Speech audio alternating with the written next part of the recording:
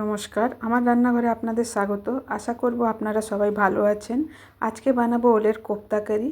ওলের কোপ্তা কারি বানানোর জন্য এখানে আমি আধা কিলো সেদ্ধ ওল নিয়েছি। এর মধ্যে দিয়ে দিলাম পেঁয়াজ কুচি, আদা রসুন কুচি, নুন, হলুদ আর বেসন দিয়ে ভালো মতো মেখে নিয়েছি। হাতে একটু সর্ষের তেল নিয়ে নিলাম।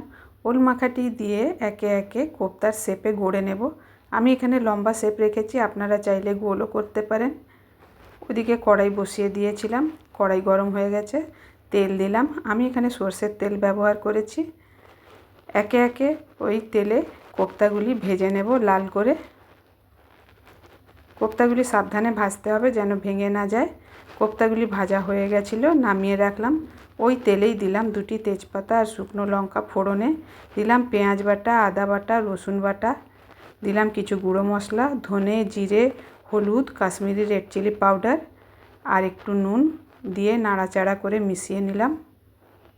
মশলাটি কষানো হয়ে গেছে, গ্যাসের আঁচ কমিয়ে নিলাম। দিলাম ফেটিয়ে রাখা টক দই। ওলের তরকারি একটু টক দিতে হয়, না হলে গলা ধরতে পারে। মশলাটি কষানো হয়ে গেছে। এখানে আমি গ্রেভির জন্য গরম জল ব্যবহার করছি। দিয়ে দিলাম আন্দাজ মতো গ্রেভির জন্য গরম জল।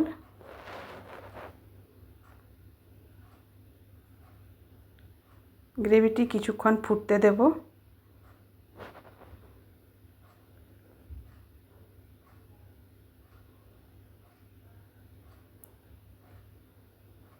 গ্রেভিটি ফুটে গেছে।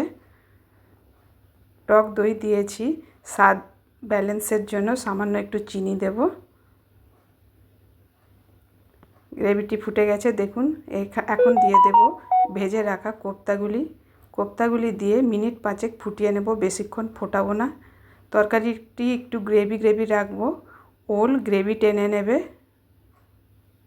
অবশেষে দিয়ে দিলাম গরম মশলা, ঘি আর রোস্টেড কসুরি মেথি দিয়ে মিনিট 5 ফুটিয়ে নেব।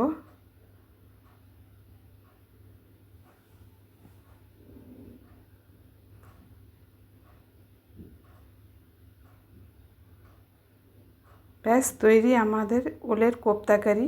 আমার রান্নাটি ভালো লেগে থাকলে আমাকে কমেন্ট করে জানাবেন আর লাইক শেয়ার করবেন। আমার ভিডিওটি দেখার জন্য ধন্যবাদ।